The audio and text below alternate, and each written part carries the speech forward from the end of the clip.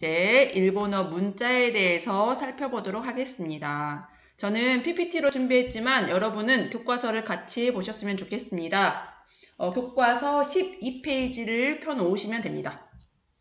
그리고 후에 공부하면서 보시면 알겠지만 여러가지 지금 교과서에 나오지 않은 내용들이 있어요. 그거는 정리하기에 다 정리를 해서 올려두었으니까 수업하실 때 같이 보셔도 되고요. 수업 후에 그 정리하기를 보시면서 복습하시면 더욱 좋을 것 같습니다. 자, 일본어 문자의 이름은 가나라고 합니다. 우리나라의 한국어의 문자의 이름은 뭐예요? 한글이죠. 그런 것처럼 일본어 문자의 이름은 가나라고 합니다. 이 가나는 두 가지 종류가 있어요. 히라가나와 가타카나. 여러분들이 조금은 들어보셨을 거라고 생각합니다. 히라가나는 여러분 교과서 12페이지에 숫자 1 아래 보시면 글씨가 써져 있죠. 이렇게 조금 둥글둥글한 글씨를 히라가나라고 합니다. 한자의 초서체를 번떠 만든 글자라고 되어 있죠. 초서체는 뭐냐면요. 여러분이 장기 해보셨죠? 그 장기 보시면 빨간 글씨랑 초록색 글씨 장기알이 있는데 그 중에 초록색 글씨를 떠올려 보세요. 그럼 굉장히 막 흘려 쓴 그런 글씨죠. 그 글씨에 그 글씨를 번떠서 만든 글자가 히라가나입니다. 그래서 굉장히 곡선이 많은 글자예요. 자, 일본어에서 가장 기본이 되는 글자라고 되어 있죠. 어디를 보시면 되냐면요. 교과서 13페이지에 아동안전지킴이집이라고 하는 사진이 있을 거예요. 거기 보시면 대부분 히라가나로 써져 있고 중간중간 한자도 보이시고 숫자도 보이시고 할 거예요. 그런 것처럼 가장 문장에서 일본어의 기본이 되는 글자입니다. 얘를 보시면 이렇게 생긴 이런 이미지를 가진 글자이고요. 지금 처음 이 히라가나를 접한 학생들은 이거 어떻게 써? 라고 생각하실 수 있어요. 요거는 우리가 한 글자 한 글자 쓰는 법을 저와 함께 다음 시간부터 공부하실 겁니다. 너무 걱정하지 않으셔도 됩니다. 자, 그 다음에 두 번째 가타카나라고 하는 글자가 있습니다. 이 가타카나는 한자의 일부분을 따서 만든 글자예요. 글자에 자가 빠졌네요. 죄송해요. 한자의 일부분을 따서 만든 글자이고요. 교과서 13페이지에 큰 사진을 보시면 빨간색 간판들이 보이실 거예요. 굉장히 직선이 많이 있는 그런 글자죠. 이 글자가 가타카나입니다. 자, 가타카나, 왜 히라가나, 가타카나 이렇게 글자가 두 개나 있을까? 우리 외우기 힘들게 이렇게 생각할 수 있어요.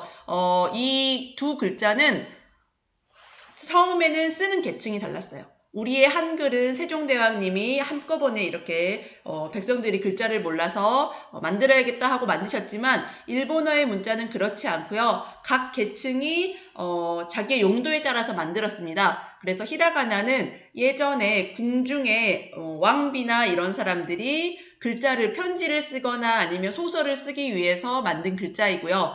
가타카나는 스님들이 불경을 공부해야 되는데 한자만 있으면 그거를 해석하기가 어려워서 그 옆에 주석을 달았어요.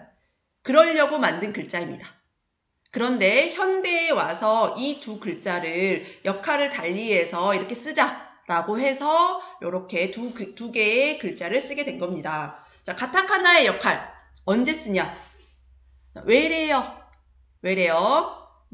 여기 우리 외래어 뭐가 있을까요? 볼펜, 컴퓨터 이런 것들을 표기하기 위해서 이 가타카나를 사용하고요. 그 다음에 의성의태어. 의성의태어는 어떤 소리나 모양을 말로 나타내는 거죠. 시냇물이 졸졸 흐른다 해서 졸졸. 아니면 구름이 뭉게뭉게 할 때 뭉게뭉게. 이런 것들이 의성의태어입니다. 이런 것들을 표기할 때 가타카나를 사용하고요. 그 다음에 고유명사. 고유명사 뭔지 아시죠? 자, 고유명사 그 어떤 지역이나 아니면 이름이나 이런 것들을 표기할 때도 가타카나를 사용하고요. 그 다음에 강조하고 싶은 말이라고 되어 있는데 일본어의 기본이 되는 글자는 히라가나라고 했죠. 자, 히라가나 사이에 중간에 가타카나가 딱 하고 존재하여 있으면 걔가 눈에 띄겠죠. 그래서 강조하고 싶을 때는 가타카나를 사용해서 쓰기도 합니다. 그 다음에 또 언제 쓰냐면요. 어려운 한자의 표기라고 되어 있는데 일본어는 중간중간 한자가 들어가는 한자를 많이 사용하는 우리나라보다는 많이 사용하는 언어예요. 그런데 이 한자가 어려워. 그런데 모든 사람이 봐야 되는 어떤 그런 간판이나 알림이에요. 그랬을 때 어린아이나 아니면 조금 예전에 배움이 좀 부족한 노인 계층이나 이런 사람들은 그거를 못 알아먹을 수 있잖아요. 그랬을 때 그 한자의 발음을 가타카나로 표기하는 경우가 있습니다. 예를 들면 제가 일본에서 실제로 본 거거든요. 피부과 병원이에요. 근데 피부과의 부자가 한자가 조금 어려운 한자예요. 그랬을 때 이 부에 해당하는 발음을 가타카나로 표기를 해놨더라고요. 왜냐하면 병원은 누구나 알아야 되니까. 이런 경우에 가타카나를 사용하기도 합니다. 밑에 예를 보시면 가타카나 단어들이 나와 있어요. 이렇게 좀 직선이 많은 이런 느낌을 가진 글자입니다. 자, 일본어의 문자의 이름과 그 다음에 그 종류에 대해서 그리고 특징에 대해서 알아봤고요. 그러면 일본어의 문장은 어떻게 만들어지느냐? 일본어의 문장의 구성 요소에 대해서 알아보도록 하겠습니다. 밑에 실제 일본의 책이 나와 있어요. 왼쪽에 있는 거는 잡지고요. 오른쪽에 있는 거는 에세이인데 뭐 이렇게 만화도 있고 그렇죠. 일본어의 문장은 이렇게 씁니다. 어때요? 앞에서 봤던 문장에 히라가나가 있죠. 그다음에 문장 안에 어떤 것도 보여요.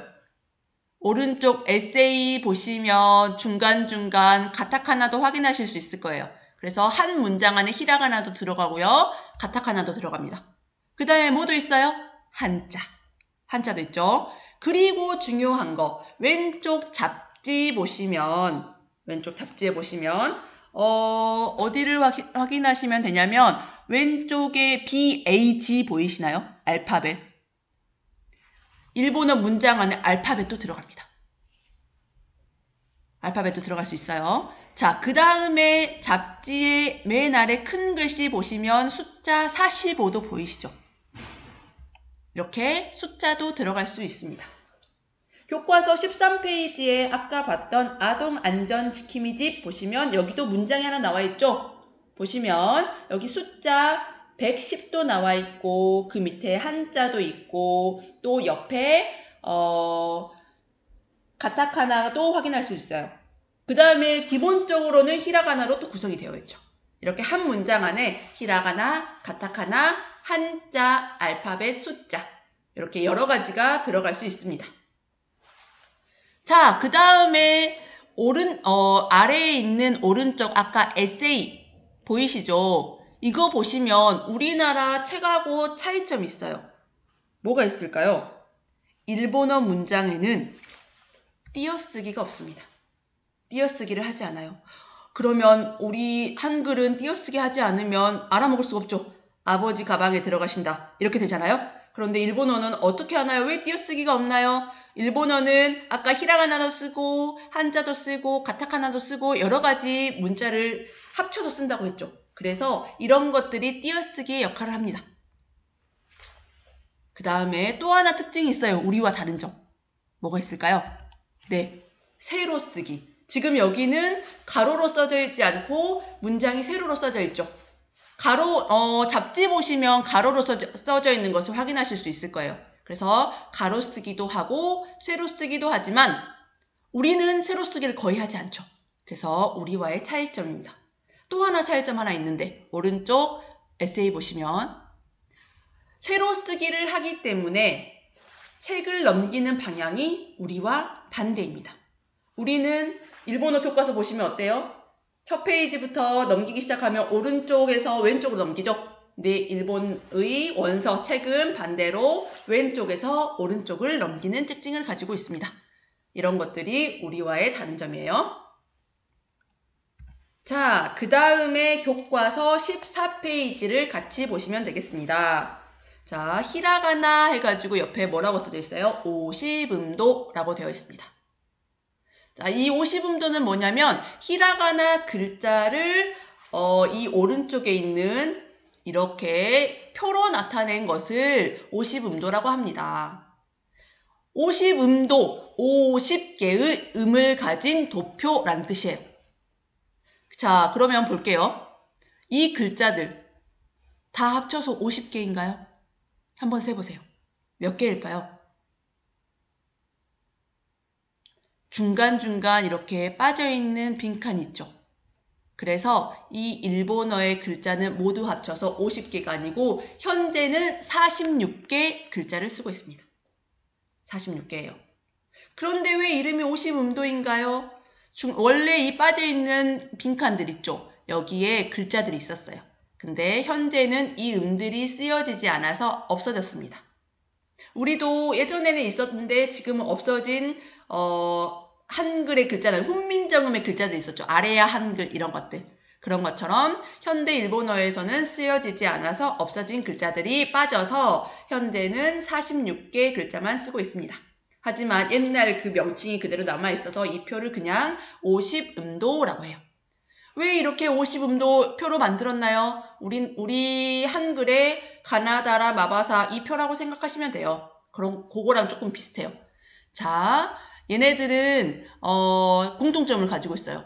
지금 보시면 단이라는 글자가 보이시죠? 단.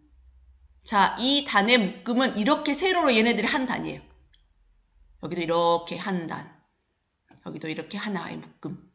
이 단들은 어떤 공통점을 가지고 있냐? 모음이 같은 아이들의 집합이에요. 자, 볼까요? 첫 번째 얘는 아단이라고 합니다. 그래서 얘네들의 모음은 다 아예요. 아, 카, 사, 타, 나, 하, 마, 야, 라, 와 이런 식으로. 자, 그 다음에 제가 단을 먼저 봤는데 1번 행을 볼게요. 행은 이 가로로 이렇게 5개의 글자의 묶음을 행이라고 합니다. 자, 다 행이죠. 얘도 한 행, 얘도 한 행, 이렇게. 얘도 한 행. 이 행의 공통점, 이 5개의 글자의 공통점은 자음이 같아요. 자음. 읽어볼까요? 아, 이, 우, 에, 오. 아, 이, 으, 에, 오. 자음이 다 이응이죠. 두 번째, 카, 키, 크, 개, 코. 어때요? 모음은 변하지만 자음은 키읔으로 똑같죠. 이렇게 자음이 똑같은 아이들을 자음이 똑같은 아이들의 묶음을 행이라고 합니다. 이 행과 단의 개념을 잘 알아놓으셔야 우리가 나중에 공부하기가 편하기 때문에 헷갈리지 않고 잘 이 표를 한번 보시면 좋겠습니다. 그래서 이 50음도는 행은 몇 개야? 행은 10개 행이에요. 그 다음에 단은 5개 단으로 이루어져 있습니다. 10행 5단으로 구성되어 있습니다.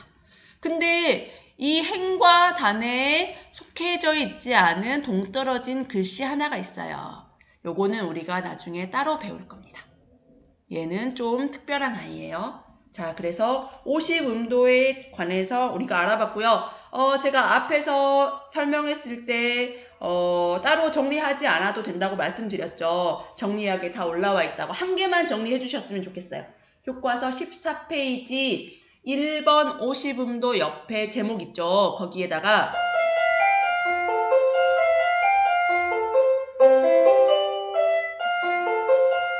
미안해요. 종이 울려버렸네. 요거는 무시하시고 자 50음도 옆에 제목에다가 46개 쓰시면 되겠습니다. 현재는 46개 글자만 쓰인다. 46개 이렇게 써주시면 됩니다. 자 오늘은 여기까지 하겠습니다.